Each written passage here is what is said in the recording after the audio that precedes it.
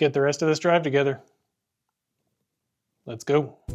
Back in 2017, I began a full restoration of my 96 Bayliner by tearing it apart all the way down to the hull.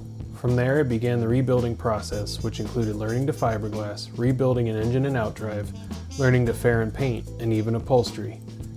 Now, I've bought a 28-foot cabin cruiser, and I'm starting all over. Welcome, my name's Jared. Now get ready, because it's going to be a ship show. Welcome back to the channel, guys. My name is Jared, and in this episode, we are gonna at least try to finish up everything that is left on this Bravo 3 drive that's sitting over here to my side. But the first thing on that list that I wanna get done is I wanna get the new U-joints installed. I have a video, boy, probably 7-8 months ago now, of me removing these U-joints when we first started diving into this Bravo drive. For those of you that may have seen that video, if you remember, they were extremely rusty. Water was definitely in there at some point, and the gimbal bearing was stuck to the input shaft, all that kind of stuff. So it obviously needed replaced, and I ordered these U-joints quite a while ago, but I was holding off on putting them on until I got the refinishing done on the outside of the drive. But now that we're back to the point of rebuilding, it's time for those U-joints to go back on. I got my input shaft here, got the U-joints and yoke piece sitting here. So without further ado, let's bring in here, take a look at this stuff. All right, so again, here is the original input shaft and the yoke. This basically goes like that with U-joints, and then the other side goes to the drive. Now, I mentioned this in the last video, and just to reiterate, I will put a link or a card up in the corner here, linking to the original video of removing those. But just as a reminder for these things, this is sort of a unique situation that I've run into with Mercruiser. I've never dealt with this before, but this U-joint that is used in this type of input shaft and yoke configuration is like they call it a Gen 2 or Type 2 yoke assembly, which trying to do this without making tons of obnoxious noise, but the cross in this U-joint assembly is actually so large that when you remove the U-joint, typically you would push it to one side, remove the cap, push it back, remove the other. But this cross is physically so big that you can't push it far enough to remove the caps. So really the only way to remove them, and what I did in the previous video, was actually cutting off the actual end caps with an angle grinder. And I know that sounds aggressive, but it's really the only way to do it. If you don't do it, what Mercruiser actually tells you is you need to buy this entire input shaft assembly when you're replacing your U-joints. So my thought process was, well, I'm going to give this a try, cut it off with an angle grinder. Absolute worst case is I end up coming in here and gouging something or nicking something, and then I'm out a yoke assembly, which I would have had to replace anyway. But I successfully got those U-joints out without gouging in anywhere. That being said, when I removed those old U-joints, I gave this thing a thorough inspection, could not find any evidence of any major issues. I did remove some paint in a couple areas, but that was really the worst of it. That's how we got to this point. And again, I'm just getting around to this now because I wanted to go through the rest of the drive and make sure everything was in good order. And now that I've confirmed that, got the paint redone and everything's ready to go, it's time to put this back together. So the U-joints that I went with are, I believe these are Sierra brand. The part number is 186406, and this will specifically say fits Gen 2 external clip style. So that's what I was talking about with the Gen 1 and Gen 2 yoke assemblies. You need to make sure you get the right ones. The one thing I'm a little confused about, I literally just opened these for the first time, even though I've had them for, boy, I don't know, 8 months or so, is they come with 3 different kinds of E-clips. I don't know what the difference is between them, if it's thickness, but they're like literally different finishes. They're all steel. I checked them with a magnet, but I don't know which one I'm supposed to use. So I'm gonna take a minute real quick and look it up and make sure that there's not specifically one I'm supposed to be using. It might just be this U-joint's used in like a couple of different applications and they're different thicknesses, but I'm gonna go figure that out real quick and then we'll pick up with the assembly. Be right back. Okay, so here's what I found. I went back and looked up this Sierra U-joint part number, and from what I can tell, well, from what I found was that people suggested that the different circlips or retainer clips, whatever you want to call them, snap rings, the 3 different ones are 3 different thicknesses. Now that is because I guess this same U-joint works in a couple of different applications. So what they recommend is that you use the thickness of the one that you took out as a reference for what you should put back in. Oh, now I did that 7 months ago and I no longer have that stuff. So that's one reason to not do what I did and put it off. So when you remove them, put them in right away. But that's not the end of the world.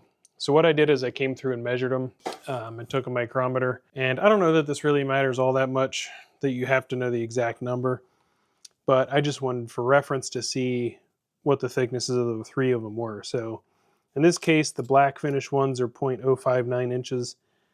The gold colored ones are 0.055 and the silver are 0.0625.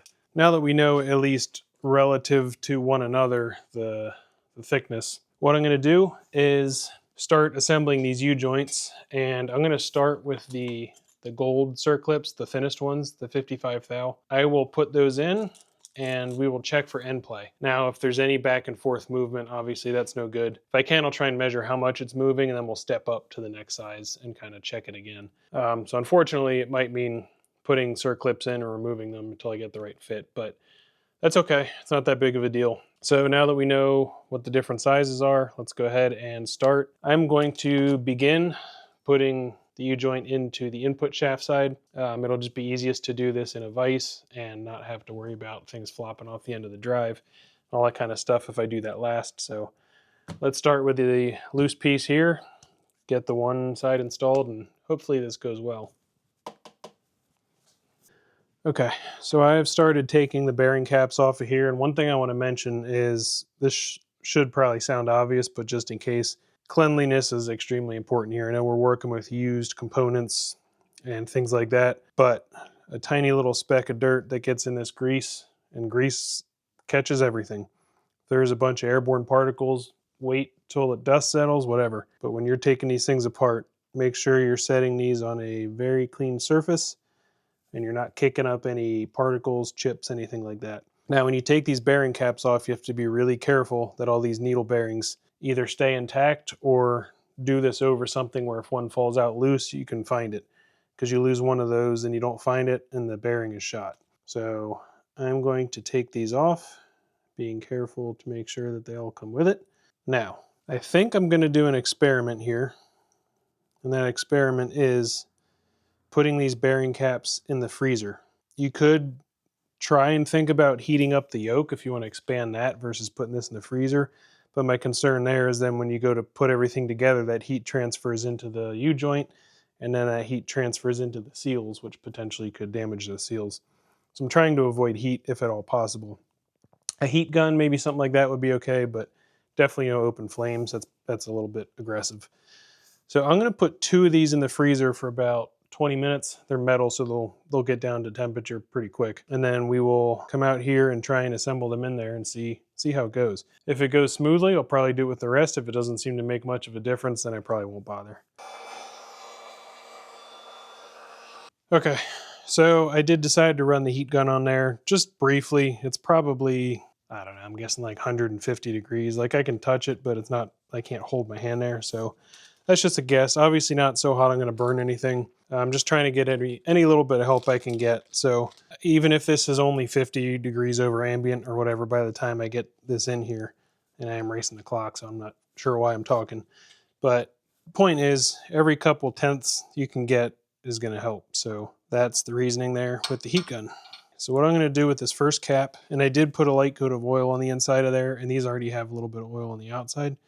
So this first one, I'm going to come on like this so I can ensure that those needle bearings are not falling out. And then I'm going to try this. I haven't done this before, so we'll see how it goes. I'm going to take, where is it? I'm going to take a hammer and tap on these caps and see if I can get this.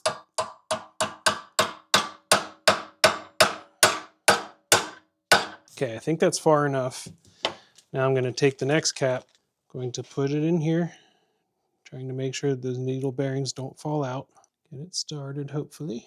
So now what I want to do is I'm going to take a C-clamp and see if I can't use this to get it started. Because I don't want to use a hammer on the other side, because all that's going to end up doing is knocking out the needle bearings, since I can't support them with the bearing cross at this point. So let me see if I can get a good shot of this. But I want to show you that those needle bearings, I can see them in this view to ensure that they're not gonna miss the bearing race.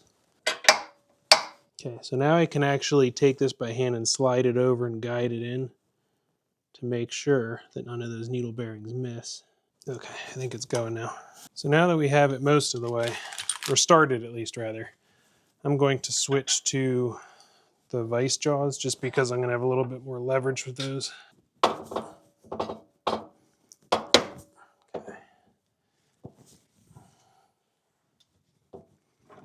Okay, so that's really as far as I'm going to be able to go with the vice jaws, because you can see it's basically flush on either face there. So at this point I'm going to have to hammer, but because the needle bearings are already seated on their races, I'm not worried about them falling out, so that's okay now. So now I'm going to take a socket just as a press and hit it with a dead blow hammer just to get it in far enough to get the first circlip in.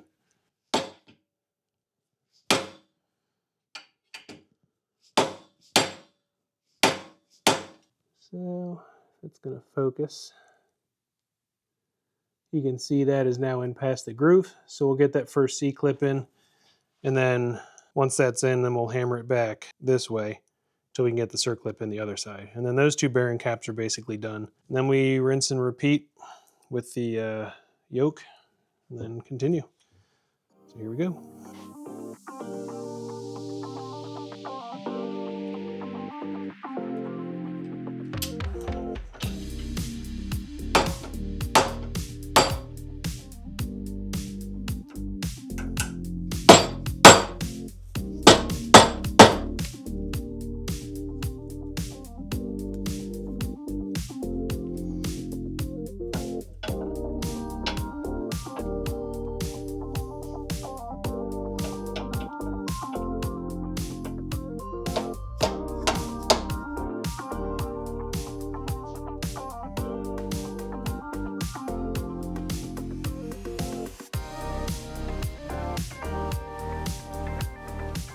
Wow, that went absolutely perfect.